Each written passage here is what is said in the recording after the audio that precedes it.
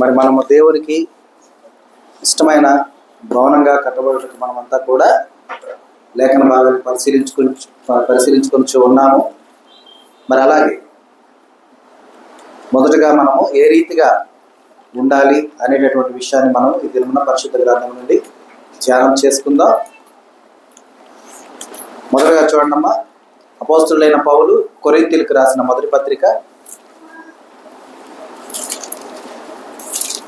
అపోస్తులైన పౌలు కొరింథీయులకు రాసిన మొదటి పత్రిక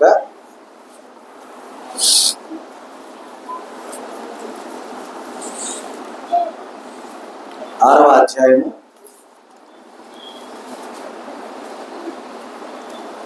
19-20 వచనాలు చూడండమ్మా. మీ దేహము దేవుని వల్ల మీకు అనుగ్రహింపబడి మీలోనున్న పరిశుద్ధాత్మక ఆలయమై ఉన్నదని మీరు ఎరుగురా? మీరు మీ సొత్తు కారు, విలువ పెట్టి కొనబడిన వారు కనుక మీ దేహంతో దేవుణ్ణి మహింపరచుడి.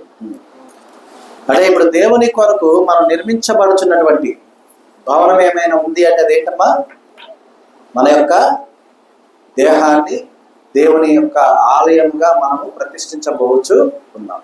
అంటే ఎందుకు దేహాన్ని అంటున్నానంటే, మరి ఈ మనకు రాబోతున్నటువంటి 40 దినాల ప్రయాణంలో మనము సజావుగా పరిపూర్ణంగా సాగిపోవాలంటే మనకు అనుకూలించవలసినటువంటి విధానం ఏదైనా ఉందంటే మొదట దేహమే. దేహం అనుకూలించలేదనుకోండి, వెళ్తావా? ఎందుకు వెళ్తావా అమ్మా? 10 నిమిషాల్లో కూర్చోవాలి. కాబట్టి మొదట దేహాన్ని దేవునికి భవనంగా మనం కట్టాలి. ఎందుకంటే ఇక్కడ ఏమని వ్రాయబడి చూడండి, మీ దేహము దేవుని వల్ల మీకు అనుగ్రహింపబడి మీలోనున్న పరిశుద్ధాత్మకు ఆలయమై ఉన్నది. ఎవరి ఆలయమై ఉన్నది? పరిశుద్ధాత్మనికి ఆలయమై ఉన్నది. పరిశుద్ధాత్మనికి ఆలయమై ఉన్నదండి. ఎవరికి ఆలయమై ఉన్నదని? దేవునికి ఆలయమై ఉన్నదని అర్థం. కాబట్టి మనము ఆ విషయాన్ని మొదట గ్రహించాలి. కట్టబడుచున్నటువంటి ఈ యొక్క విధానంలో మనము దేవునికి అపురూపమైన భవనాన్ని కట్టాలని మనం ఆలోచిస్తూ ఉండగా, ఆ భవనము ఏ రీతిగా ఉండాలి? ఎందుకంటే చాలా సుందరంగాను, అలంకరించబడింది గాను, దృఢమైనది గాను, స్థిరమైనది గాను కట్టబడాలి. అంతే కదా, మనం లాస్ట్ టైం చెప్పుకున్నాం. పేక మేడలా కట్టామనుకోండి, ఫ్యాన్ గాలి కూడా ఏమైపోయిందమ్మా? కూలిపోతుంది. ఆ రీతిగా కట్టబడకూడదు, దృఢమైనదై ఉండాలి. కనుక ఎందుకు దృఢమైనదై ఉండాలంటే అది అనుగ్రహించింది కూడా ఎవరు? మనకు దేవుడే. అందుకే కదా క్లియర్గా వ్రాయబడింది ఏమని? మీ దేహము దేవుని వలన మీకు అనుగ్రహింపబడి మీలోనున్న పరిశుద్ధాత్మకు ఆలయమై ఉన్నదని మీరు ఎరుగరా? మీరు మీ సొత్తు కాదు. మనం ఎవరి సొత్తు కాదు? మన సొత్తు కాదు. మనం అనుకోవచ్చు దేహం నాది. కొందరు ఏం చేస్తారంటే చేతుల మీద రైలు పట్టాలు వేస్తారు. తెలుసా రైలు పట్టాలంటే? తెలీదా? బ్లేడ్ తీసుకొని చక్క కోసుకుంటారు. ఏమని అడిగితే నా ఇష్టం, నా కోపం వచ్చింది. దేనికి వచ్చింది నీ కోపం? ఆ దేహం నీది కాదు. అర్థమైందా? నువ్వు పెరగమంటే నీ దేహం పెరుగుతుందా? నువ్వు తగ్గమంటే నీ దేహం తగ్గుతుందా? నీరసించిన సమయంలో నీ దేహానికి ఆజ్ఞ ఇవ్వండి, నువ్వు నీరసపడకూడదు, బలంగా ఉండాలి, పరిగెత్తని ఏమంటది? అవసరమైతే నువ్వే ఇక్కడ కూర్చో, నేను మాత్రం రాను అంటదా? మరి మీ మాట విన్నది మీదైందా? అయితమ్మా? మీ సొత్తు మీ మాట వింటది. మీది కానిది మీ మాట వింటదా? వినదు. కాబట్టి మనం చాలా చక్కగా బ్రిటిష్ వాళ్ళు కూడా వేస్తుంటారు, అలాంటి రైలు పట్టాలు వేస్తుంటాం చేతుల మీద. అర్థమైందా? ఎన్ని ట్రైన్లు పోవనిద్దాం అనుకుంటాం మనకు తెలియదు, కానీ అది అలా జరగదు. ఇంకా మహామేధావులు ఉంటారు తెలుసా? స్కూల్లో బెల్లు కొట్టినట్టు తల తీసుకెళ్ళి గోడకేసి కొట్టుకుంటుంటారు.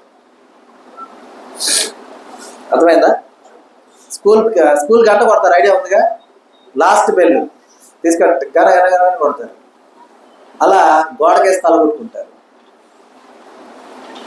అర్థమైందా? అదిదా? ఎందుకంటే ఫ్రస్ట్రేషన్, కోపం. ఎందుకు వస్తుంది కోపం మీకు? కోపం వస్తే మీరు ఏం చేయాలి? మీరైన దాన్ని ఏదైనా చేయాలి. మీరు కాని దాన్ని ఎందుకు చేస్తున్నారు? ఆలోచించుకోవాలి. ఎందుకంటే ఇది దేవుని సొత్తు అయినది. అర్థమైందా? నిన్ను కన్న నీ తల్లి సొత్తు కాదు, నిన్ను పెంచిన నీ తండ్రి సొత్తు కాదు, నీతో సహవాసం చేసిన నీ స్నేహితుల సొత్తు కాదు, నిన్ను ప్రేమించిన నీ భార్య నీ భర్త సొత్తు కాదు. ఎవరి సొత్తు అది? దేవుని సొత్తు. మరి దేవుని సొత్తు అయినటువంటి దానిని మనం వ్యర్థపరిచే వారుగా ఉంటే ఉపయోగకరంగా ఉంటుందా? ఉండదు. కాబట్టి గమనించాలి. ఎందుకంటే విలువ పెట్టి కొనబడిన వారు గనుక మీ దేహములో దేవుణ్ణి మహిమపరచాలి. అర్థమైందా? మనం అనుకోవచ్చు, నా దేహానికి దేవుడు కంచె వేయడు కదా, ఆత్మకు కదా కంచె వేసాడు. నిజమే, ఆత్మకే దేవుడు కంచె వేస్తాడు. కానీ నీ దేహము దేవుని వల్ల అనుగ్రహించబడిందై ఉన్నది. దేవుని వల్ల అనుగ్రహించబడిన ఉన్నది కనుక ఆ దేహం ఏమై ఉండాలి? దేవుణ్ణి మహిమపరిచే విధంగా ఉండాలి. అంటే నీ ప్రవర్తన అంటే నీకున్న ప్రవర్తన వ్యక్తపరిచేది ఏంటిదమ్మా? దేహమే కదా. నీ ప్రవర్తన మంచి ప్రవర్తన అయినా సత్ప్రవర్తన అయినా ఏదైనా బయట వారికి వ్యక్తపరిచేది నీ దేహమే. ఎందుకంటే పెద్దవారు కనపడ్డప్పుడు అమ్మ నమస్కారం అన్నావంటే 2 చేతులు జోడించబడ్డాయి అంటే అక్కడ ఏంటి అర్థం? నీ ప్రవర్తన ఎలా ఉంది? వారి కను దృష్టి ఏమిటా? సత్ప్రవర్తనతో ఉంది. వాళ్ళు ఏమంటారు? వెనక పొగుడుతారు. ఏమని? ఎంత మంచి సంస్కారం అవుతుంది. అర్థమైందా? సో కాబట్టి మన యొక్క మొదట మనం కట్టబడుతున్నటువంటి నిర్మాణం ఏంటి అంటే మన దేహాన్ని దేవునికి ఆలయంగా కట్టబడుతున్నాం. కట్టబడేది ఏదైనా సరే మనం ఎలా కడతామమ్మా? ఇప్పుడు గుట్టలుగా రాళ్ళు అవన్నీ పడున్నాయి, చిల్ల చెట్లు అన్నీ వచ్చున్నాయి ఒక స్థలంలో. ఎలా కడతాం మనం? చిల్ల చెట్టు కదా, చక్కగా మెరగని అని చెప్పి దాని పక్కన మళ్ళీ దానికి కింద అదేమంటారు, పాదు తీసి పక్క దూరంగా గోడ కట్టుకొని మధ్యలో ఇంటి మధ్యలో చిన్న చెట్టు పెంచుకున్నావా? వారి గుట్టలుగా ఉన్నాయి. అయ్యో ఎప్పటి నుంచో పడి ఉన్నాయి కాబట్టి వీటిని నేను కలిచేందుకులే ఇక్కడ అలాగే ఉంచి పైన స్లాబ్ వేసుకున్నాం అనుకుంటావా? ఏం చేస్తాం? చదువు చేస్తాం, దున్నుతాం, శుభ్రపరుస్తాం. కనుక మనమే దున్నపడాలి, చదువు చేసుకోవాలి, శుభ్రపరచుకోవాలి, పరిశుద్ధపరచుకోవాలి. పరిశుద్ధపరచుకోవడం అంటే మన మీద ఉన్నటువంటి పాప దోషాలు మనం తీసేసుకోవాలి. కానీ ఇక మీదట ఎన్నడూ కూడా మనం ఏ పాపము చేయకుండా జీవించుట నిత్యము శుభ్రపరచుకునే విధానం. అర్థమైందా? తల్లి గర్భమందు ఎలా ఉంటారమ్మా? ఉమ్మ నీరు మధ్యలో ఉంటారు కదా. ఆ ఉమ్మ నీరు తగ్గితే వెంటనే దానికి మళ్ళా డాక్టర్స్ ఏం చేస్తారు? ఉమ్మ నీరు పెరగటానికి ఏదో ఒక ట్రీట్మెంట్ చేస్తారు. అంటే గమనించండి, ఉమ్మ నీరు ఇప్పుడు ఎవరన్నా మనకు ఒక గ్లాసులో ఉమ్మ నీరు తెచ్చి ఇచ్చారనుకోండి, మనం వేలైనా పెడతాం, దాంట్లో చేదరించుకుంటాం. అవునా కదా? ఎందుకంటే వచ్చే స్మెల్ కావచ్చు, ఆ జిగుటు కావచ్చు, ఏదైనా కావచ్చు. ఆ ఉమ్మ నీరు మధ్యలో ఉన్న ఆ బిడ్డ అక్కడ ఉన్నప్పుడు శుభ్రపరచుకోగలదా? శుభ్రపరచుకోలేదు. ఇప్పుడు అంటే ఆ ఉమ్మ నీరు మధ్యలో ఉన్న విధానము పాపముతో మనకు ఊహ తెలియనప్పుడు పాపముతో కలిగి ఉన్న విధానం అనుకోండి.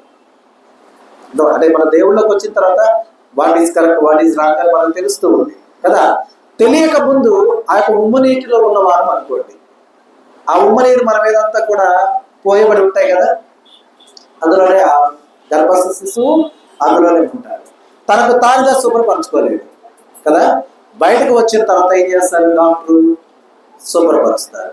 శుభ్రపరిచి నీట్గా చేసి తర్వాత తల్లిదండ్రులకు అప్పచెప్తారు. ఇప్పుడు ఆ బిడ్డలకు ఊహ తెలియనంత వరకు కూడా, అంటే దేవుని గురించి తెలియనంత వరకు కూడా మనం ఏం చేస్తుంటాం? మన ప్రవర్తన మన ఇష్టం, ఎట్లా చేసినా కూడా ఎట్లా ఉన్నా కూడా పర్లేదు అనుకుని మనం జీవిస్తాం. దేవుళ్ళలోకి వచ్చాక మనకు తెలిసింది ఏంటి కరెక్ట్, ఏంటి రాంగ్ అని. ఇప్పుడు ఇక్కడ ఉన్న మనం అంతా ఎవరికి వారు శుభ్రపరుచుకున్న వారమా, లేక ఎవరన్నా మనల్ని శుభ్రపరిచారా? మన మందిరానికి వచ్చే ముందు మనం ఏం చేసాం? చక్కగా తలంటు పోసుకొని వచ్చాం. మనకే మనం చేసుకున్నాం, మనకెవరన్నా చేయించారా? మనకి మనం శుభ్రపరుచుకున్నాం. అవునా? కాబట్టి మనల్ని మనం శుభ్రపరచుకునే విధానము, మన యొక్క దేహానికి మలినం అంటకుండా, మాలిన్యం అంటకుండా, జీవించుట అనేది అనివార్యమై ఉన్నది. కనుక ఆ రీతిగా మనం ముందుకు సాగిపోయేవారుగా ఇక్కడి నుంచి మనం ఉండేవారుగా ఉండాలి. కనుక ఆ రీతిగా భవనాన్ని కట్టదలుచుకున్నటువంటి ఆ యొక్క ఖాళీ స్థలం ఆయన మన దేహంలో ఎత్తు పల్లాలు కావచ్చు, ముళ్ళ కంచెలు కావచ్చు, వ్యర్థమైన మొక్కలు కావచ్చు, ఇలాంటివి మనలో ఉంటే వాటన్నింటినీ కూడా మనము సరి చేసుకునేవారుగా మనం ఉండాలి. ఏ రీతిగా అంటే చూడమ్మా, ఏ రీతిగా సరి చేసుకోగలమో చూడండి. యాకోబు రాసిన పత్రిక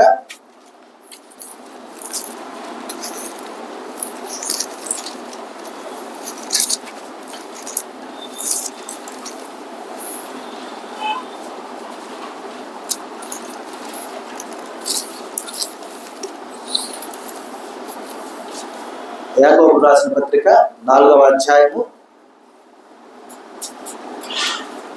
8వ వచనం చూడండి. దేవుని యొద్దకు రండి, అప్పుడు ఆయన నీ యొద్దకు వచ్చును. పాపులారా, మీ చేతులను శుభ్రం చేసుకునుడి, ద్విమనస్కులారా, మీ హృదయములను పరిశుద్ధపరచుకునుడి. మనం ఎక్కడికి అంటే మనలో ఉన్నటువంటి ఆ ముళ్ళ కంచెలు కావచ్చు, ఆ యొక్క ఎత్తు పల్లాలు కావచ్చు, లేదంటే ఆ మట్టి దెబ్బలు కావచ్చు, వీటన్నింటిని మనం శుభ్రపరచుకోవాలి, పరిశుద్ధపరచుకోవాలి. అంటే ఈ లోకంలో అయితే ఒక పరికరం అవసరం. పరికరం అవసరం అని దున్నాలన్నా పరికరం కావాలి, చెట్లు తీసేయాలన్నా పరికరం కావాలి. లైక్ జేసీబీ అనుకోండి, ఇప్పుడు మనం ముందు పక్క పని జరుగుతూ ఉంది, మన దాకా అక్కడ పెట్టున్నారు జేసీబీ అనుకోండి. మరి అలాగా మనకై మనము అన్నింటినీ మనంతట మనం తీయలేము. కాబట్టి మనం శుభ్రపరచబడాలి అంటే మొదట ఏం చేయాలి? మనం దేవుని యొద్దకు రండి, అప్పుడు ఆయన మీ యొద్దకు వచ్చును. పాపులారా, మీ చేతులను శుభ్రము చేసుకుని, ద్విమనస్కులారా, మీ హృదయములను పరిశుద్ధపరచుకోండి. ఎక్కడికి వస్తే జరుగుతుంది ఇదంతా? దేవుని యొద్దకు వస్తే. ఇక్కడ పాపము, ద్విమనస్సు అనేటటువంటి విధానం ఏమైనా ఉంది అంటే దాన్ని మనం ఏ వేటిగా ఆలోచిద్దామంటే ఎత్తు పల్లాలతో కూడినటువంటి మట్టి దిబ్బలు, రాళ్ళు గాను, ముళ్ళ కచ్చెలు గాను భావిద్దాం. వాటిని మనం శుభ్రం చేసుకోవాలి. అర్థమైందా? ఎందుకంటే ఒక భవనం కట్టదలుచుకున్నప్పుడు ఆ భవనానికి సంబంధించినటువంటి ఆ పునాదులు వేయబడవలసినప్పుడు అక్కడ ఎటువంటి మొక్కలు ఉండకుండా చూసుకోవాలి. ఎందుకని ఆ మొక్క వల్ల ఏమైపోతుంది? ఆ భూమి పెలుసుపడిపోతుంది. ఎట్లాగా అంటారా? ఇప్పుడు ఒక మానుతో ఉంది, పెద్ద మాను ఉంది, మనం పై వరకు కొట్టేసాం, ఆ మాను మీద ఇల్లు కట్టేసాం. ఆ మాను ఏం చేస్తుంది? ఒకవేళ దానిలో జీవం ఉంటే అది పెరుగుతానే ఉంటుంది. ఒకవేళ జీవం లేదనుకోండి, కొంతకాలానికి అది జీవం లేకుండా నశించిపోయి అది ఆ చెద పురుగులో ఏదో పట్టి తినేసి అంతా అయిపోయింది అనుకోండి, అక్కడ ఏమైంది? ఆ మానున్నంత వరకు కురిగిపోద్ది. ఈ రెండింటిలో ఏదున్నా కూడా ప్రమాదమే. అదే కాబట్టి దాన్ని పూర్తిగా అంటారు కదా, కూకటి వేలతో సహా పెకిలించి వేయాలి.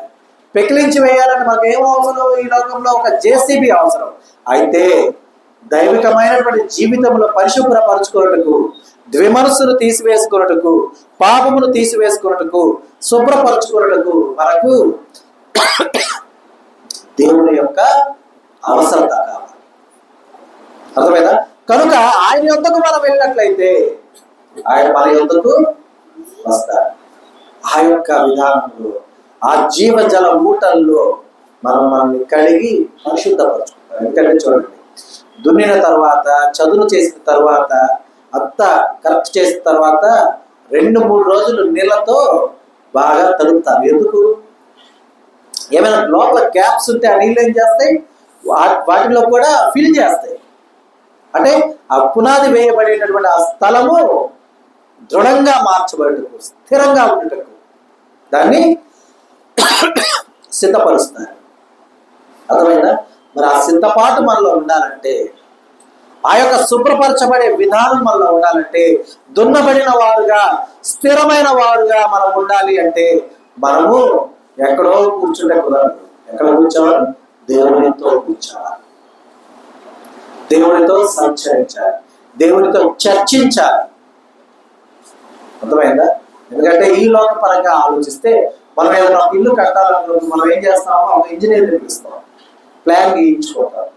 ఆ ఇంజనీర్ కడతాడా? ఏం చేస్తాడు ఇంజనీరు? ఒక కాంట్రాక్టర్ని పిలుస్తాడు. ఇదిగో ఇక్కడ ఇట్లా ఉండాలి, ఇలా ఉండాలని ఒక ప్లాన్ చెప్తాడు. ఆ కాంట్రాక్టర్ కడతాడా? ఆయన ఏం చేస్తాడు? పని వారిని తీసుకొని వస్తారు. అంటే లైక్ మన ముందు పని జరుగుతుంది, ఆ రీతిగా పనివారు కార్మికులు వారితో ఆ భవనాన్ని నిర్మించుటకు అవసరమైన విధానాన్ని మెలకువల్ని ఆ ఇంజనీర్ గారు కాంట్రాక్ట్ చెప్తే ఆ కాంట్రాక్ట్ వారికి చెప్పి దాన్ని చేయిస్తారన్నమాట. అలాగే మన యొక్క సమస్త విధములైనటువంటి ఇక్కడ వ్రాయబడినటువంటి విధానంతో మనం శుభ్రపరుచుకోవాలి అంటే కనుక ముళ్ళ పొదలు లాంటి విమర్శను, పనికిరాని మట్టి దిబ్బలు లాంటి పాపం మన నుండి తీసివేయటకు మనకు మొదట దేవుని అవసరం ఉంది. అందుకు మనం అక్కడికి వెళ్తే పరిశుద్ధాత్ముడు మనల్ని ఆలయంగా తీసుకొని ఉన్నాడు కదా, ఆయన ఏం చేస్తారంటే ఆయన యొక్క ప్లాన్స్ చొప్పున మనల్ని శుభ్రపరుస్తారు. అర్థమైందా?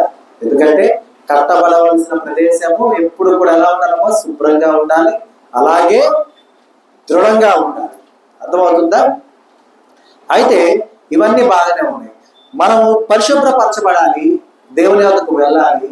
అయితే మనం ఎలా ఉండాలి, ఏ రీతిగా ఆయన దగ్గరికి వెళ్ళాలి? చూడమ్మా, యోబు గ్రంథము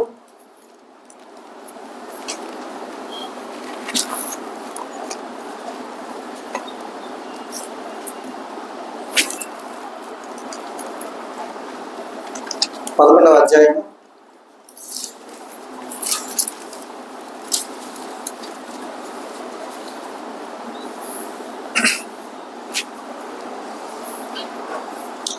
6 నుండి 8వ వచనం. అయితే జ్ఞాన రహస్యములు నీకు తెలియజేసిన మేలు, అప్పుడు జ్ఞానం నీ యోచనకు మించినదని నీవు తెలుసుకుందువు. నీ దోషముల అధిక భాగం దేవుడు మరిచిపోయి ఉన్నాడని తెలుసుకొను. దేవుని గూఢాంశములను నీవు తెలుసుకొనగలవా? సర్వశక్తుడగు దేవుని గురించి నీకు పరిపూర్ణ జ్ఞానం కలుగునా?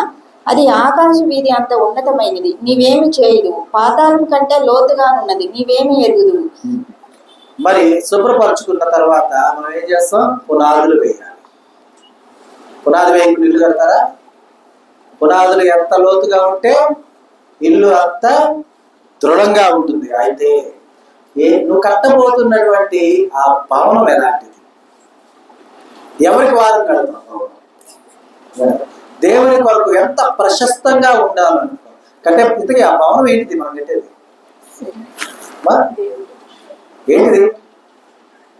మన దేహమే. దేహాన్ని దేవునికి భవనంగా మనము ఇవ్వబోతున్నాం.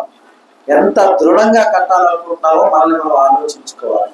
కనుక చూడండి, ఆ ఆలోచన విధానంలో వేయవలసినటువంటి పునాది ఎంత లోతుగా వేయాలో మనకు తెలియదు. కనుక అందుకని అంటారు చూడండి, ఆయన దగ్గరకు మనం వెళ్తే మనం మొదట ఏం చేశాడు? ఆయన శుభ్రపరిచాడు. తర్వాత ఆయనే జ్ఞాన రహస్యములు నీకు తెలియజేసిన మేలు. ఏ జ్ఞాన రహస్యములు? నువ్వు ఎలా కట్టబడాలి, నువ్వు ఎలా స్థిరపరచబడాలి, ఎలా బలపరచబడాలి, ఎలా దృఢపరచబడాలి, ఎలా అలంకరించబడాలి అనేటటువంటి విధానం అంతా కూడా ఆయనే నీకు తెలియజేసిన మేలు. అప్పుడు జ్ఞానము నీ యోచనకు మించినదని నీవు తెలుసుకుంటువు. ఎందుకంటే మన ఆలోచన ఒకటి, మన ఆలోచన ఒక విధంగా ఉంటుంది, కానీ దేవుని యొక్క ఆలోచన గొప్పది. ఆయన మనకు తెలియజేస్తే ఆ జ్ఞానం ఎలా అనిపిస్తుందమ్మా? మన యోచనకు మించిందని తెలుసుకుంటాం. దేవుని యొక్క జ్ఞానం మనకు కనుక దేవుడు చెప్తే ఆ యొక్క జ్ఞానం మనకు ఎలా అనిపిస్తుంది? మన ఆలోచనకు మించింది. అర్థమైందా? అని మనం తెలుసుకుంటాం. అప్పుడు మన దోషంలో అధిక భాగము దేవుడు మర్చిపోయి ఉన్నాడని తెలుసుకోవడము. పొదలు ఇవన్నీ కూడా మనమే పొడిపించుకున్నాం కదా, మనమే తెచ్చుకున్నాం కదా. కనుక వాటిని దేవుడు మర్చిపోయాడు. ఎందుకంటే మనం ఆయన దగ్గరికి వెళ్ళిపోయాం. ఆయన దగ్గరికి వెళ్ళినప్పుడు ఆయన అన్నిటి కూడా మరలా రేకెత్తించాడు. మనలాంటి వాడు కాదు. మన వరకు ఎవరన్నా మన విషయంలో విభేదాలు ఏర్పడి ఎవరన్నా మనం మాట్లాడకుండా వెళ్ళిపోతే తర్వాత పాపం వాళ్ళు పశ్చాత్తాపడి మన దగ్గరికి వస్తే ఇవన్నీ ఎత్తి చూపిస్తాం. ప్రేమ నటిస్తాం, కానీ కల్మషమంతా కడుపులోనే ఉంచుతాం. అవసరాన్ని బట్టి అట్లా మనం ఏం చేస్తాం? బయటకు వెళ్ళగలుగుతాం. కానీ దేవుడు అలాంటి దేవుడు కాదు. మన యొక్క విధానాల్లో ఏది కూడా ఆయన గుర్తుంచుకోడు. ఏది కూడా మనల్ని బాధించే విధంగా మన ముందు ఆయన మాట్లాడుతుంది. అర్థమవుతుందా? అందుకనే చూడండి, నీ దోషములో అధిక భాగము దేవుడు మర్చిపోయి ఉన్నాడని తెలుసుకొనుము. దేవుని గూఢాంశములను నీవు తెలుసుకోగలవా? నీ అంతటి నీవు దేవుని యొక్క గూఢాంశములు తెలుసుకోగలవా?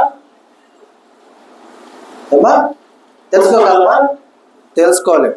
సర్వశక్తులకు దేవుని గురించి నీకు పరిపూర్ణ జ్ఞానం కలుగునా అని ఇవన్నీ ఎందుకు చెప్తున్నా అంటే, మనం దేవుని యొద్దకు వెళ్ళకపోతే ఇవన్నీ మనకు కలుగుతాయా? కలగవు. కాబట్టి అది ఎలా ఉందో చూడండి. అది ఆకాశ వీధి అంత ఉన్నతమైనది, నీవేమి చేయదు. పాతాళము కంటే లోతుగానున్నది, నీవేమి ఎరుగుదు. మన జ్ఞానము చాలా గొప్పది, మన జ్ఞానమే అన్నిటికీ మించింది, నాకు తెలిసిందే జ్ఞానము అని మనం వెళ్తే మాత్రం అది కరెక్ట్ కాదు. ఎందుకంటే దేవుని యొక్క గూఢాంశములు ఎలా ఉన్నాయమ్మా? ఆకాశమంతా ఉన్నతముగాను, పాతాళము కంటే లోతుగాను. అర్థమైందా? ఆయన గురించి తెలుసుకోవాలంటే మనం వేయాల్సిన పునాది ఎంత వేయాలి? పాతాళము కంటే లోతుగా వేయాలి. అర్థమవుతా? అంత లోతైన పునాది వేస్తే నీవు నిర్మించబో భవనము అంత స్థిరంగా ఉంటుంది. అర్థమవుతుందా? కాబట్టి మనం గమనించాలి. మనకు తెలిసిందే జ్ఞానము, మనం ఆచరించేదే మంచి ఆలోచన అంటే కరెక్ట్ కాదు. దేవుని యొక్క ఆలోచన చొప్పున నడిపింపబడాలి. అయితే ఇవి మనం తెలుసుకోవాలంటే ఏం చేయాలి? మనకు జ్ఞానం కావాలి. జ్ఞానాన్ని ఎలా పొందుకుంటాం? దేవుని యందు భయభక్తులు కలిగి ఉండుట జ్ఞానములకు మూలమై ఉన్నది. దేవుని యందు మనం ఎప్పుడైతే భయభక్తులు కలిగి ఉంటామో అప్పుడు మనకు జ్ఞానాన్ని దేవుడు దయచేస్తాడు. మనం ఆయన అడిగితే నిజంగా మనం ఆయనకు మొరపెడితే ఆయన మనకు ఏం చేస్తారమ్మా? ఉత్తరం ఇస్తారు. మనం గ్రహించలేనటువంటి గొప్పవి గూఢమైనటువంటి విషయములు మనకు తెలియజేస్తారు. అర్థమైంది? ఎక్కడ నుండి తెలియజేస్తాడు? నీవు దేవుని యొద్దకు వస్తే. అర్థమవుతుందా? కాబట్టి ఎందుకంటే మనము నిర్మించబడుతున్నటువంటి వారుగా ఉన్నాం, అంటే నిర్మాణ దశలో ఉన్నాం, తొలి దశలో ఉన్నాం. మరి తొలి దశలో ఉన్న వారు పూర్తి చేయబడిన వారుగా ఉండాలంటే పూర్తి చేసిన తర్వాతనే కదమ్మా అందరూ కూడా ఆశ్చర్యంగా చూసేది. నిర్మాణంలో ఉంటే చూస్తారా? చూడండి. ఎందుకంటే నిర్మాణంలో ఉన్నప్పుడు లోపల కట్టబడుతున్నది ఏంటో బయట కనపడదు. ఎందుకని? తెరలు అడ్డుగా కడతారు. తెరలు ఎందుకు అడ్డుగా కడతారు? దిష్టి పెడతారు. తెరలు ఎందుకు అడ్డుగా కడతారు ఎవరికి తెలుసా? ఇప్పుడు ఏదైనా బిల్డింగ్ కలుగుతా అనుకోండి, పైనుంచి కింద దాకా తెరలు కట్టేస్తారు చుట్టూ. దేనికోసం? దుమ్ము పడకుండా, అలాగే వారి యొక్క పనిముట్లు అన్ని పడ్డా ఎవరికి దెబ్బలు తగలకుండా అలా ఉండటానికి ఆ పరదాలు కట్టి వారి పనిని చేసుకుంటారు. అంటే ఇక్కడ అర్థం, మనం నిర్మాణ దశలో ఉన్నప్పుడు మనలోని లోపాలు, మనలోని ఇబ్బందులు ఇవన్నీ కూడా మనలో ఉంటాయి. అవి పక్కన వారికి ప్రభావం చూపించే విధంగా ఉండడానికి మనం కూడా పరదా కట్టుకుంటాం. అర్థమైందా? మనం జాగ్రత్త వహించి మన ప్రవర్తన అంతటినీ సరి చేసుకునే వారిగా ఉండాలి. ఎందుకంటే మనం దేవుని యొక్క గూఢాంశములు తెలుసుకోవచ్చు, లోతైన పునాది వేయబోతున్నాం. అంటే పరిశుద్ధ గ్రంథమందు లిఖితమైనటువంటి సమస్తమును గ్రహించుటకు లోతుగా మనం వెళ్ళబోవచ్చు. ఉన్నటువంటి మనము పై పైన చదువుకొని అర్థమైపోయింది అని మనం వదిలేస్తే కదా ఊరక. అదే అధ్యాయంలో 11వ వచనంలో పాఠం చూడమ్మా. పనిక మారిన వారెవరో ఆయనే ఎరుగు కదా, పరిశీలన చేయకే పాపం ఎక్కడ జరుగుతున్నదో ఆయనే తెలుసుకోండి కదా. అలాగే మనం ఉన్నామనుకోండి, పైనే ఆ దేవుడు ఇలా అయిపోయాడు, అంతే అర్థమైపోయింది నాకు అని మనం వెళ్ళిపోకూడదు. ఆ అర్థాన్ని ఇంకా మించిన లోతైన పరమార్థం ఉంటుంది. ఆ పరమార్థము కూడా తెలుసుకొని మనం ముందుకు సాగిపోయేవారుగా ఉండాలి. ఏదో పై తెలుసుకున్నాం ఉపయోగం ఉందమ్మా. మనం అంతా రెస్టారెంట్స్కి వెళ్ళిన వాళ్ళమే కదా, భోజనం రెస్టారెంట్లో భోజనం చేసిన వాళ్ళమే కదా, హోటల్స్లో కానీ ఎక్కడో చూడాలి. మనం ఒకటి ఏదైనా ఫుడ్ ఆర్డర్ చేస్తే వాళ్ళకి బౌల్లో తీసుకొని వస్తారు, చిన్న బౌల్లో తీసుకొస్తారు. దాన్ని చూడంగానే మనకి ఏమనిపించింది అంటే సరిపోయిందా అనిపిస్తుంది. అంటే ఒక్కొక్క హోటల్లో ఒక్కొక్క రెస్టారెంట్ కొన్ని చోట్ల సరిపోతుందా అనిపిస్తుంది, కానీ అదే మిగిల్చి బయటకు వచ్చేవాళ్ళు కొన్ని చోట్ల. ఎందుకని చూడటానికి తక్కువగానే ఉంటుంది, కానీ దాంట్లో మనిషికి మించిన క్వాంటిటీ పడుతుంది. పైన చూసి జడ్జ్ చేయకూడదు మనం. పైన చూసేసి వెంటనే ఇది ఇంతే అని మనం డిసైడ్ అయిపోకూడదు. లోతుగా వెళ్ళాలి. ఏమున్నది లోపల? నా పరిశుద్ధ గ్రంథమందు దేవుడు ఈ మాటలు చెప్పాడు. అయితే ఈ మాటల్లో ఉన్నటువంటి గూఢాంశం ఏంటి? గూఢమైనటువంటి అర్థం ఏంటి? నన్ను ఏ రీతిగా మార్చుకోమంటున్నాడు? నన్ను ఏ విధంగా మలుచుకోమంటున్నాడు? నన్ను ఏ రీతిగా నడుచుకోమంటున్నాడు? నన్ను ఎలా చూపించదలుచుకున్నాడు? ఆలోచించాలి, ఇమాజిన్ చేసుకోవాలి మనం. ఎందుకంటే ఇల్లు కట్టే ప్రతి ఒక్కరికి మైండ్లో ఒక ఆలోచన ఉంటుంది. నేను ఇల్లు ఇలా కడితే నా బంధువులందరి ముందు గొప్పగా ఉంటారు. నా ఇంట్లో ఈ ఉపకరణాలు ఉన్నాయి. ఉపకరణాలు అంటే ఏంటమ్మా? సామాన్యంగా కొత్త మాట చెప్పారు. అంటే మన ఇళ్లలో ఉపయోగించుకునే వస్తువులు ఇలా ఉండాలి, లేటెస్ట్గా ఉండాలి, ఇలా ఫ్యాషనబుల్గా ఉండాలి, ఇలా వర్తబుల్గా ఉండాలి అనేటటువంటి విధానాలు ఉంటాయి అన్నమాట. అర్థమైందా? కాబట్టి మనం ఏ రీతిగా అయితే ఆలోచిస్తున్నామో ఆ రీతిగా ఎదుటి వారికి మించే విధంగా మనం చేయాలని ఆలోచిస్తున్నాం. మరి అలాగే నువ్వు నీ దేవునికి ఎందుకు నువ్వు కట్టబడుతున్నటువంటి నీ దేహం అనే భవంతి నీ దేవునికి ఆశ్చర్యకరంగా ఉండాలి. నువ్వు ఎందుకు ఆలోచించలేకపోతున్నావు? ఆ రీతిగా ఆలోచించి మలుచుకోవడానికి కూడా ఆయన్నే అడగాలి. మనం దేవుణ్ణే అడగాలి. అయ్యా ఇదిగో నేను ఎలా మలుచుకోవాలనుకుంటున్నాను, నీ సాక్షిగా ఇలా నిలబడాలనుకుంటున్నా, నీ మార్గంలో ఇలా నిలబడాలనుకుంటున్నా, నీ కోసం ఇలా స్థిరపడాలనుకుంటున్నా, నీ కోసం నేను ఇలా కనబరుచుకోవాలనుకుంటున్నా. నాలో ఏమి ఉండాలి, ఏమి ఉండకూడదు నాకు తెలియచేయి. ఉండకూడనివి నేను తీసేసుకోలేను కనుక నీవే నాకు సహాయం చేయి. ఉండవలసినవి ఎప్పటికీ పోకుండా ఉండటకు నీవే వాటికి కంచెవి. చేయడా దేవుడు? చేయడమ్మా? అద్భుతాలు చేసింది నీకు చేయడా? అద్భుత ప్రపంచంగా ఒక భవనమే అద్భుత ప్రపంచంగా మలచడం దేవుడు మలుస్తారు.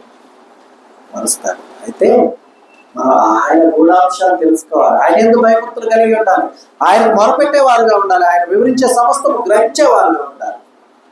అలా ఉండాలని మన ప్రవర్తన ఎలా ఉండాలో చూడండి. సామెతల గ్రంథము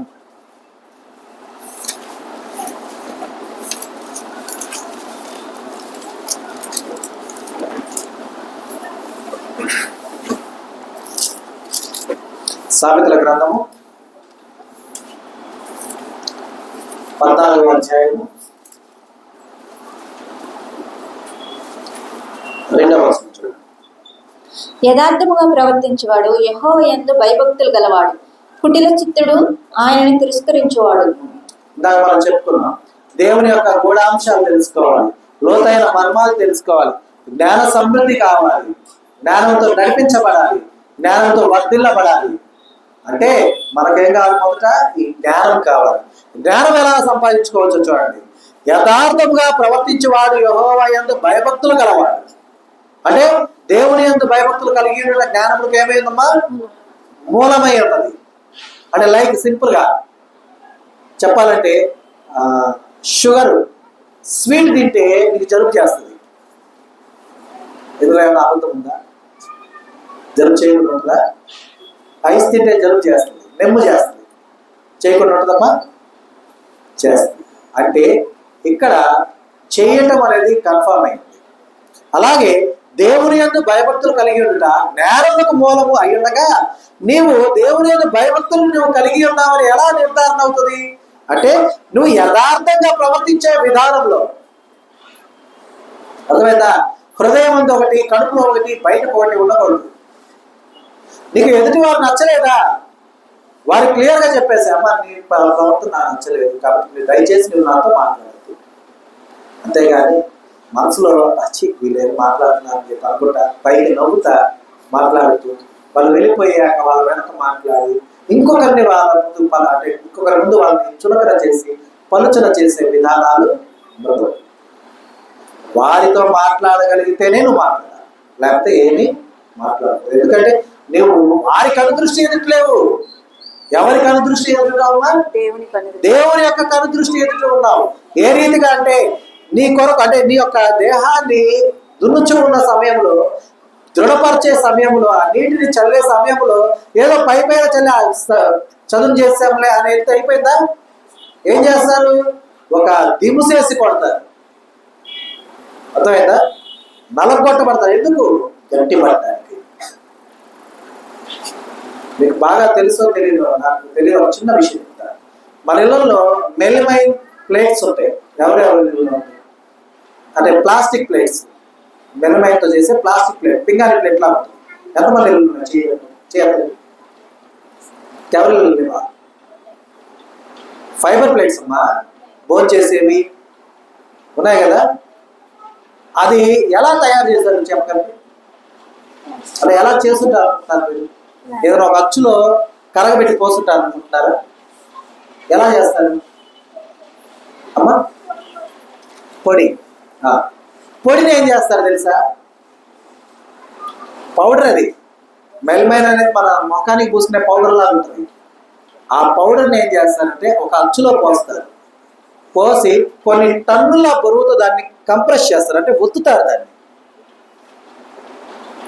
అర్థమవుతుందా? మన పౌడరే మీరు చేయబెట్టి ఇట్లా అంటే జస్ట్ మెత్తగా మన బియ్యపిండి లాగా ఉంటుంది. దాన్ని ఒక అచ్చులో పోసి దాన్ని కంప్రెస్ చేస్తారు, అంటే బాగా ప్రెస్ చేస్తారు. ప్రెస్ చేసినప్పుడు ఆ పీడనానికి అది గట్టిపడిపోయి అది ఎలాగుంటుంది? ప్లేట్ లాగా తయారైంది. మీరు కింద వేసి కొడితే పగిలింది అనుకోండి, అది ఎట్లా పగులుతుంది? ఒక క్రాక్ లాగా పగులుతుంది, కానీ మళ్ళీ కూడా గమనించారా? నేను పగలగొట్టబడవలసి వస్తే నీవు 2 గానో 3 గానో మారే విధంగానే ఉండాలి, కానీ యథార్థ అంటే ముందున్నటువంటి విధానంలో ఉన్నటువంటి పొడిగా మారిపోవాలి. అర్థమైందా? అలా ఉండకూడదు. కాబట్టి అలా ఉండకూడదని వెళ్ళాలన్నా యథార్థంగా ఉండాలి, దృఢంగా ఉండాలి. అర్థమవుతుందా? నీ ప్రవర్తన అంతా కూడా ఎవరు చూస్తుంటారు? ఎవరికి అనుదృష్టి ఎదుట ఉంటుంది? దేవునికి అనుదృష్టి ఎదుట ఉంటుంది. నువ్వు 4 గోళ్ల మధ్య ఉండొచ్చు, 4 మధ్య ఉండొచ్చు, 40 మంది మధ్య ఉండొచ్చు. నువ్వు పైకి ఒకటి వ్యక్తపరచచ్చు, కానీ నీ అంతరంగమందు ఏముందో, నీ అంతరంగమందు మొదట ఎదుటి వారిని చూస్తా చక్కగా ఆప్యాయంగా నవ్వుతా మాట్లాడుతున్నా, నీ అంతరంగమందు ఉన్నటువంటి కదలికలు కూడా దేవునికి తెలుసు. ఎందుకంటే ఆయన కను దృష్టికి ఏది కూడా మరుగై ఉండలేదు. కనుక యథార్థంగా ప్రవర్తించువాడు యెహోవా యందు భయభక్తులు గలవాడు. కుటిల వర్తనుడైతే, అంటే కుటిల చిత్తుడైతే, కుటిల చిత్తుడు అంటే ఎవరు? పైకొకటి లోపల ఒకటి అలా ఉన్నవాడైతే దేవునికి ఎలా ఉన్నాడమ్మా?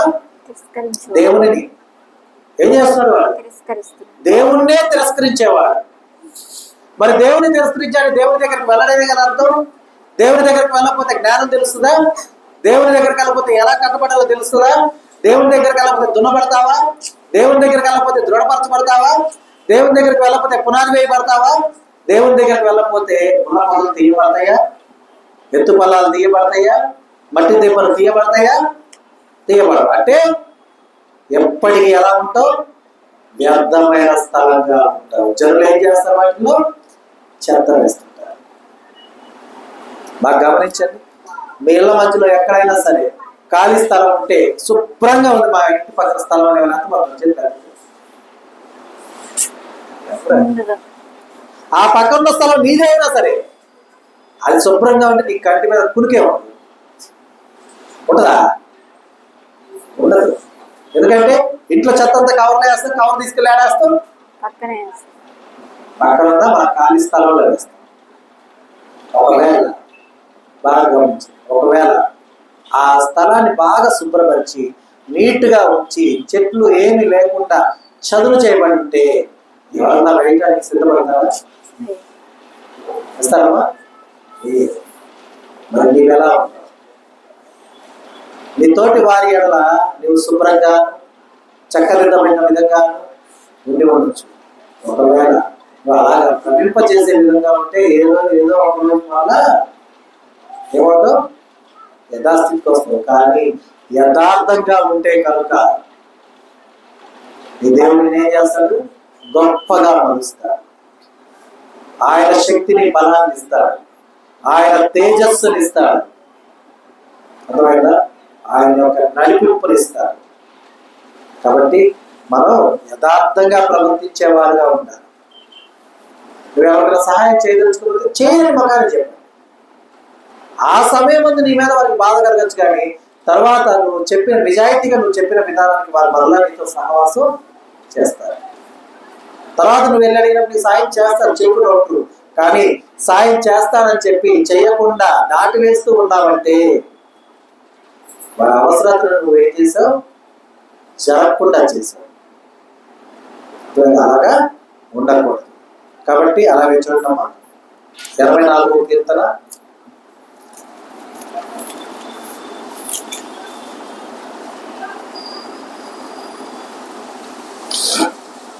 24వ కీర్తన 11వ వచనం చూడండి. దేవుడైన యెహోవా సూర్యుడును కేడెమునై ఉన్నాడు. యెహోవా కృపయు ఘనతయు అనుగ్రహించును. యథార్థముగా ప్రవర్తించు వారికి ఆయన ఏ మేలును చేయక మానడు. దాన్ని మనం చెప్పుకున్నాం, యథార్థంగా ఉండాలి. యథార్థంగా మనం ప్రవర్తించే వారుగా ఉంటే, మనం యథార్థత కలిగి ఉన్న వారుగా ఉంటే దేవుని యందు భయభక్తులు కలిగిన వారుగా ఉన్నాం. అయితే ఇందాక మనం చెప్పుకున్నాం, ఏమని చెప్పుకున్నాం? స్వీట్ తింటే జలుబు చేయదా? యథార్థంగా ఉన్నామంటే దేవుని యందు భయభక్తులు కలిగి ఉన్నాం. దేవుని యందు భయభక్తులు కలిగి ఉన్నామంటే జ్ఞానంలో పొందుకొని ఉన్నాం. అయితే అంతటితో అయిపోలా, జలుబు చేయాలిగా. స్వీట్ తింటే తీయగా ఉంది, హాయిగా ఉంది, జలుబు చేయాలిగా. ఇక్కడ ఏంటో చూడండి, జలుబు అక్కడ జలుబు మనల్ని పీడిస్తుంది, కానీ ఇక్కడ జలుబు ఏంటో చూడండి. దేవుడైన యెహోవా సూర్యుడును కేడుమునై ఉన్నాడు. యెహోవా కృపయు ఘనతయు అనుగ్రహించును. అంతేకాదు జలుబు చేపిస్తామన్నాడు. ఎట్లాగా? యథార్థంగా ప్రవర్తించు వారికి ఆయన ఏ మేలును చేయక మానదు. ఇక్కడ జలుబు చేస్తే తుమ్ముతాం, దగ్గుతాం, పడుకుంటాం, తినాం. కానీ అంటే ఫలం, తిన్నదానికి వచ్చిన ఫలం, చేసిన క్రియ, తినటం అనేది చేసిన క్రియ, దానికి వచ్చిన ఫలం ఏంటి? ఫలితం ఏంటి? తినేటప్పుడు ఆహ్లాదంగా ఉంది, తిన తర్వాత ఇబ్బందిగా ఉంది. అదే విధానాన్ని యథార్థతతో చూస్తే, యథార్థత అనేటటువంటి క్రియను చేసాం, దానివల్ల మనం ఏముంది చూపిస్తున్నావు? దేవుని యందు భయభక్తులు ఉన్నాయని తెలుస్తుంది, జ్ఞానం వచ్చింది. అయితే దానికి వచ్చిన ఫలం ఏంటి? ఆయన కృప, ఆయన ఘనత మనకిస్తూ ఇంకా మేలు చేస్తున్నాడు. ఎంతమందికి మేలు కావాలి? ఎంతమందికి కావాలి మేలు? అందరికీ మేలు కావాలి. చేయటమంటే మనందరికీ మేలే కావాలి. ఆ మేలు మనకు జరగాలంటే మనం ఏదో మోకరిల్లిపోయి ప్రార్థన చేస్తూ చేస్తూ పొద్దు నుంచి రాత్రిగా చేయాల్సిన పని లేదు. యథార్థంగా ప్రవర్తించావా? నీ ప్రవర్తన అంతా కూడా దేవుని కనుదృష్టి ఎదుట ఆయన అధ్యక్షతకు నువ్వు ఒప్పుకున్నావా? నువ్వు దేవుని యందు భయభక్తులు కలిగినవా? దేవుని యందు భయభక్తులు కలిగి ఉన్నాయంటే అవి జ్ఞానానికి మూలమైనవి. జ్ఞానము అనగా దేవుడై ఉండగా, ఆయనే నిన్ను నడిపిస్తూ ఉండగా నీకు ఏ మేర కొదువై ఉంటుంది? నీతో పాటు సంచరిస్తూ ఉన్నప్పుడు, నీ కాలు గుట్టలో పడిపోతూ ఉన్నప్పుడు, ఒకవేళ దేవుని స్వరం వినేలోపే నువ్వు కాలేకపోతే, సముద్రాన్ని గనిపజేసిన దేవుడు ఆ గుంటని గనిపచేయ గణపరచడాన్ని, గణపరచడం అంటే దాని గొప్పతనం నీకు అంటుంది, గట్టి చేయడా. దేవుడు లేఖనం లేదు, ఒక నీతి మంతుడు ఉంటే వారి నిమిత్తం అక్కడ చుట్టూ ఉన్న వారు ఆశీర్వదించబడతారు. సో అలాగే దేవుని యొక్క ఆశీర్వాదం మన కుటుంబం అంతటికీ రావాలి అంటే నీ ప్రవర్తన ఎలా ఉండాలి? చూడండి, భార్యాభర్తలు మాట్లాడుకునే విధానంలో భర్త కోపడతా ఉంటే భార్య కూడా అదే రేంజ్లో కోపడింది మరి మధ్య ఏమైపడుతుంది? దూరం అనుకుంటుంది. ఒకరు కోపడుతున్నప్పుడు ఒకరు తగ్గించుకున్నారు అనుకోండి, వాళ్ళు ఏమైపడుతుంది? తిట్టి తిట్టి తిట్టి తిట్టి వాడికి నోరు పుట్టి ఎన్ని తిట్టినా సైలెంట్గా ఉంది, నాలో సైలెంట్గా ఉండి పక్కన కూర్చున్నాను కోపంలో. తర్వాత భార్య టీయో కాఫీ తీసుకెళ్ళి తీసుకోలేను, నాకేమొద్దని వద్దన్నా నేనన్నా రేపైతే ఇదే ఇస్తా, మళ్ళీ కొత్తగా పెట్టి ఇదే ఇస్తా అంటే తాగడా? ఎందుకని? నువ్వు ఎప్పుడు మాట్లాడితే మళ్ళీ ఈ కాఫీ వెయిట్ చేసి ఇస్తానంటది. అవి ఇరిగినా సరే నువ్వు తాగాలి. అప్పుడు మళ్ళీ దాని విషయంలో కోపడతాడు. ఏమవుతుంది? అందుకే కదా అంటాడు, సూర్యోదయాన వచ్చినటువంటి విభేదం కావచ్చు, కోపం కావచ్చు, సూర్యాస్తమయం వచ్చేసరికి ఏమవ్వాలి? పోవాలి. అర్థమైందా? అంటే ఏం లేదు, ఇక్కడ యథార్థంగా ప్రవర్తించే విధానంలో ఇవేమీ ఉండవు. అర్థమైందా? కానీ ఒక్కరికి మాత్రం విరోధి అవుతారు. ఎవరికి? ఎవరికమ్మా? అపవాదికేలే, కానీ ఎవరు విరోధి అవుతారు? యథార్థవాది ఎవరు విరోధి? లోక విరోధి. అర్థమైందా? యథార్థంగా ప్రవర్తించేవారు ఎవరైనా సరే లోకానికి విరోధి. ఎందుకంటే డైజెస్ట్ చేసుకోరు. అర్థమైందా? సింపుల్ ఏం లేదు. మళ్ళీ డబ్బులు అడిగే వాళ్ళు వచ్చి మనం డబ్బులు అడిగానుకో, ఇస్తే మంచోడు, ఇవ్వకపోతే చెప్పడు. నీకు ఆడ ఉండొచ్చు, లేకపోవచ్చు. నీ దగ్గర ఉండొచ్చు, లేకపోవచ్చు. నీ దగ్గర నిజంగానే లేవు, ఇవ్వాల. సరే ఉండి ఇచ్చావు, అయినా నువ్వు విరోధివే. ఎందుకు విరోధి అవుతావు? రేపు పాపం వారికి అవసరమైతే నిన్ను అడుగుతాడు, నువ్వు ఇయ్యవు. రెండోసారి అడుగుతాడు, మూడోసారి అడుగుతాడు, నాలుగోసారి ఏమంటావు? నువ్వు అక్కడ మారిపోతామా? నువ్వు కాక ఇచ్చావు. అవునా కాదు? అవునా? అలా ఉండదు. నీ స్నేహము కానీ నీ యొక్క మధ్యలో ఉన్నటువంటి రిలేషన్ చెడిపోకూడదంటే నువ్వు ఇవ్వదలుచుకోకపోతే ఇవ్వాలి. ఇవ్వదలుచుకున్నావా? అడగవా? అర్థమైందా? ఎందుకు? దేవుడిని ఇంకో చోట నుంచి ఇచ్చేస్తాడు. కానీ మన మైండ్లో ఏముంటుంది? ఇదిగో నేను పలానా వాడే ఇవ్వాలి, వాడికి ఇచ్చారు, వాడే ఇవ్వాలి. అవునా కదా? కాబట్టి అలా ఉండకూడదు. నువ్వు యథార్థంగా ప్రవర్తించు. సో నీవు ఇవ్వవలసిన వారికి ఇవ్వవలసిన సమయము ఏంటో నీకు నిర్దేశించి నీకు తెలుసుకున్నప్పుడు ఆ సమయం తప్పక ఇచ్చేలా ఉండాలి. లేదంటే మళ్ళా వాళ్ళకి ఏదో ఒక సమాధానం చెప్పి ఆ సమయానికి సిద్ధపరిచే, అంతకాపరి ఎంతో కొంత సిద్ధపరిచే విధానంతో ముందుకు వెళ్ళాలి. అర్థమవుతుందా? ఎందుకంటే యథార్థత కోల్పోతుంది. యథార్థత అనేది చాలా ముఖ్యమైన విధమైనది. నీవు కట్టబడే విధానం. ఎందుకంటే ఒక బిల్డర్ మేస్త్రి గారు కానీ, కాంట్రాక్టర్ కానీ, లేకపోతే ఇంజనీర్ గారు వచ్చి ఊహలో ఇల్లు కట్టేశాడు అనుకో, నేను గృహప్రవేశం చేసుకున్నాను, ఏం చేస్తామా? ఎక్కడ చేస్తాం గృహప్రవేశం? కాబట్టి యథార్థత అనేది చాలా ముఖ్యం. అర్థమైందా? కనుక యథార్థంగా ఎవరైతే ప్రవర్తిస్తున్నారో వారికి ఆయన అన్ని మేలులు చేస్తారని అక్కడ అర్థం. అర్థమైందా? అలాగే చూడమ్మా, అపోస్తలుడైన పౌలు కొలస్సీయులకు రాసిన పత్రిక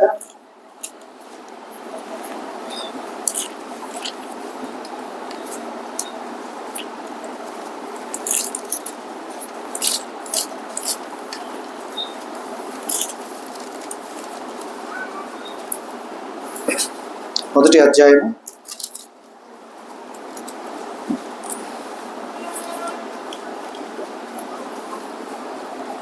23వ వచనం చూడండి. పునాది మీద కట్టబడిన వారై స్థిరముగా ఉండి మీరు విన్నట్టు ఆకాశం క్రింద ఉన్న సమస్త సృష్టికి ప్రకటింపబడినట్టు ఈ సువార్త వలన కలుగు నిరీక్షణ నుండి తొలగిపోగా విశ్వాసమందు నిలిచి ఉండిన ఎడల ఇది మీకు కలుగును. ఏది కలుగును? ఇందాక మనం ఏం చెప్పుకున్నాం? యథార్థంగా ప్రవర్తించినటువంటి వారికి దేవుడు ఏం చేస్తాడు? ఏ మేలు కూడా చేయక మానడు. అంటే అన్ని మేలు చేస్తాడని అర్థం. అది చేయబడాలంటే ఎలా ఉండాలి? పునాది మీద కట్టబడిన వారే స్థిరముగా ఉండి మీరు విన్నట్టు ఆకాశము క్రింద ఉన్న సమస్త సృష్టికి ప్రకటింపబడినట్టు ఈ సువార్త వలన కలుగు నిరీక్షణ నుండి తొలగిపోక విశ్వాసమందు నిలిచి ఉండి నా ఎడలా.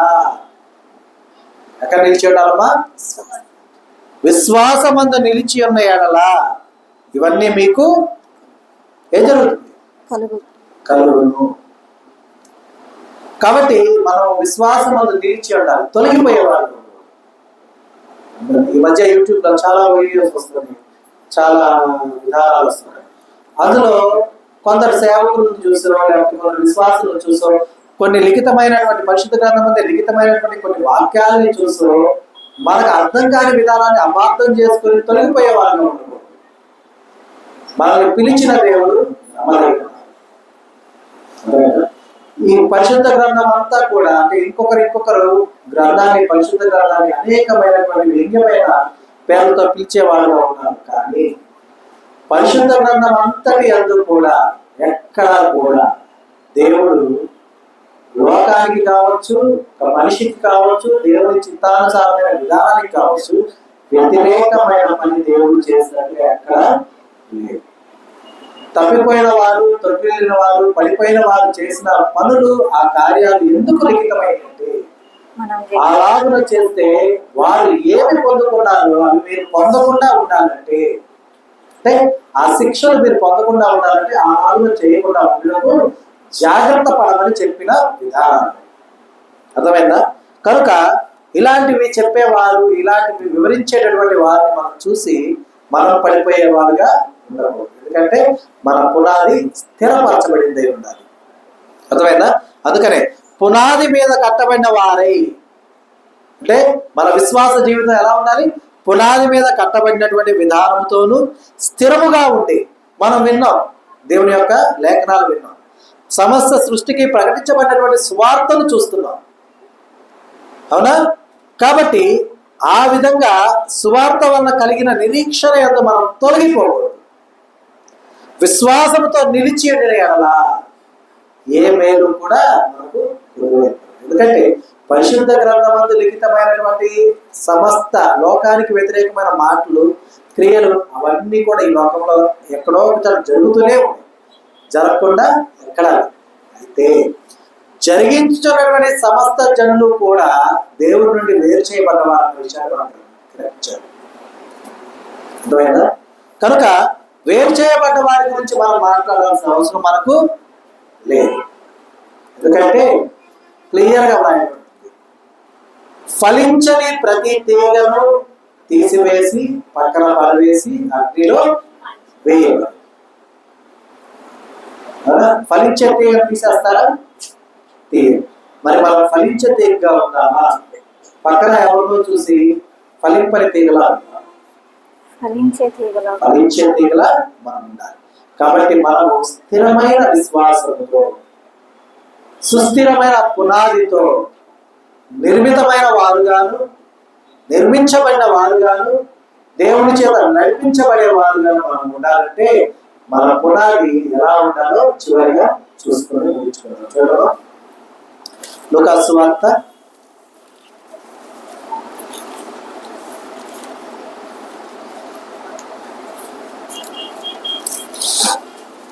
6వ అధ్యాయము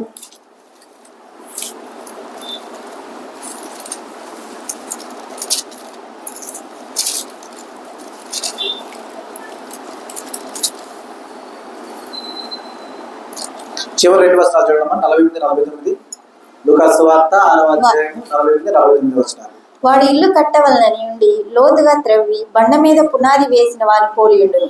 వరద వచ్చి ప్రవాహము ఆ ఇంటి మీద వడిగా కొట్టినను అది బాగుగా కట్టబడినందున దాన్ని కదిలింపలేకపోయింది. అయితే నా మాటలు వినియు చేయని వాడు పునాది వేయక నేల మీద ఇల్లు కట్టిన వారిని పోలియుండును. ప్రవాహము దాని మీద వడిగా కొట్టగానే అది కోలి పడిపోయింది. ఆ ఇంటి పాటు గొప్పదని చెప్పిన. చూడండి, అంటే మనం ఎలా ఉండాలంటే దేవుని యొద్దకు వచ్చి ఆయన మాటలు విని వాటి చొప్పున చేయ ప్రతి వాడును కూడా ఎలా ఉంటాడు? వాడు ఇల్లు కట్టవాలని ఉండి లోతుగా త్రవ్వి. అంటే మనం ఎలా ఉండాలి? లోతుగా విశదీకరించేవాడు ఉండాలి. పైన మనకు అర్థమైన అర్థాన్ని తీసుకొని కాలిపోకూడదు. లోతైన అర్థాలని మనం తెలుసుకొని ఆ విధానంగా మన పునాదిని మనం దృఢపరచుకోవాలి. చూడండి, లోతుగా త్రవ్వి బండ మీద పునాది వేసిన వాని పోలి ఉండును. బండ మీద పునాది వేయబడి ఉంటే కదిలించబడుతుందా? ఎందుకు ఎలా ఉందో చూడండి. వరద వచ్చి ప్రవాహము ఆ ఇంటి మీద వడిగా కొట్టినను అది బాగుగా కట్టబడినందున దానికి కదిలింపలేకపోయింది. ఇంకా అదే మనము దేవుని కొరకు ఒక మందిరం గాను, ఒక భవనం గాను, ఒక భవంతి గాను కట్టబడాలనుకున్నప్పుడు మన పునాది ఎలా ఉండాలమ్మా?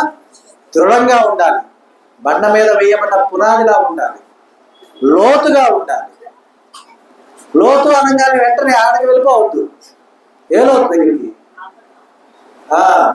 ఆ లోతు దగ్గరికి వెళ్ళొద్దు. ఇప్పుడు ఈ మాట ఒకవేళ విని మన దగ్గర వైర్లు అయితే వెంటనే మాట్లాడతాడు, లోతు దగ్గరికి పోయావు నువ్వు, లోతు దగ్గర ఉంది కదా. ఆ లోతు కాదు, డెప్త్, డీప్గా దేవుని యొక్క లేఖనాన్ని పరిశోధించాలి, మనం తెలుసుకోవాలి. ఆ రీతిగా తెలుసుకొని, అంటే ఆ విధంగా మన పునాది కనుక బండ మీద వేస్తే ఎలా ఉంటుందమ్మా? వరద వచ్చినా, ప్రవాహం వచ్చినా, వడిగా కొట్టినా కదిలింపబడక స్థిరంగా ఉంటుంది. అంటే దానికి ఏం కావాలి? ఒక బలం కావాలి. ఈ మధ్య ఇక్కడ మన ఏపీలోనే అనుకుంటాను బాగా వరదలు వచ్చేసాయి. అంటే విజయవాడలోనో తెలంగాణ కరెక్ట్ గుర్తులేదమ్మా. ఒక వరదలో ఒక 9 మంది చిక్కుకొని ఉన్నారు మధ్యలో. ఇటు పోలీసులు ఉన్నారు, అందరూ ఉన్నారు, వాళ్ళు రక్షించలేకపోతున్నారు. ఆ వరద నీరు బాగా ఉధృతంగా ప్రవహిస్తూ ఉన్నారన్నమాట. అప్పుడు ఒక జేసీబీ డ్రైవర్ ఆయన ఏం చేశాడంటే, నేను వెళ్ళి వాళ్ళని తీసుకొస్తా. అక్కడ వాళ్ళంతా కూడా వద్దు అంటారు. వెళ్ళొద్దు, వెళ్తే నువ్వు కూడా చచ్చిపోతావు, వెళ్ళొద్దు అని. అప్పుడు ఆయన ఒక మాట అన్నాడు. ఏమన్నాడంటే, పోతే నేను ఒక్కడనే పోతా, వస్తే 10 మంది వస్తామని చెప్పి ఆయన జేసీబీ తీసుకొని వెళ్ళిపోయి, ఆ జేసీబీ ముందు బకెట్ లాగా ఉంటుంది, దానిలో వాళ్ళందరిని ఎక్కించుకొని తీసుకొని వచ్చింది. ఆయనకున్న నమ్మకం ఎలా ఏర్పడింది? ఆ జేసీబీ కొన్ని టన్నులు కొడుకుంటుంది, 2, 3, 4, 5 ఎన్నో టన్నులు కొడుకుంటుంది. ఆయన ఆ వస్తున్న ప్రవాహాన్ని గమనించాడు. ఎందుకంటే జేసీబీ పనిచేస్తున్నటువంటి అతనికి తెలుసు కదా, అది ఎలాంటి స్థితిలో ఎలా ఉంటుంది ఏంటో తెలుసు. ఆయన ఎక్కడో ఒక చోట ఆయనకి అపనమ్మకం కూడా ఉండి ఉండొచ్చు. అందుకనే మీరు అడిగిన వారికి మాట చెప్పాడు, ఏమని? పోతే నేను ఒక్కడే, వస్తే మాత్రం అందరినీ తీసుకొస్తా. అంటే అతనికి ఉన్న నైపుణ్యం మీద అతనికి నమ్మకం ఉంది, అతని చేతిలో ఉన్నటువంటి పరికరం మీద నమ్మకం ఉంది, వస్తున్నటువంటి ఆ ప్రవాహం మీద ఒక అంచనా ఉంది. మరి ఆయన వెళ్ళి ఏదైతే ఆయన చేయదలుచుకున్నాడో ఆ ఆలోచన చొప్పున ఆయన చేసి తీసుకుని వచ్చి గెలిచాడు. ఆ సమయం ముందు ఆయన గెలిచాడు. అవునా? మరి ఆ స్థిరమైన ఆలోచన నీలో ఉందా? ఆ అంచనా నీలో ఉందా? ఆ యొక్క స్థిరపరచబడినటువంటి బలమైన ఆలోచన నీలో ఉందా? ఉంటే ఎవరుగా ఉంటావు, దేవుని యొక్క రాజ్యంలోకి ఎంతమంది ఉంటావు? 10 మందితో వెళ్తావు. అర్థమైందా? పడిపోతే ఒక్కరే ఉంటావు. కాబట్టి మనం దేవునిలో ఎదగాలి, ఫలించాలి, దేవునికి ఒక మందిరంగా కట్టబడాలి, ఒక భవంతిగా దేవునికి మనం బహుమానంగా అందించబడాలి అంటే కనుక ఒక ఆలోచన, ఒక అంచనా, వచ్చేటటువంటి విపత్కరమైనటువంటి విధానాలు ఎన్నొచ్చినాకు నన్ను ఏమీ చేయలేవు, ఎందుకంటే నా విశ్వాసము స్థిరమైనది, బండ మీద వేయబడినటువంటి లోతైన పునాది అయి ఉన్నది.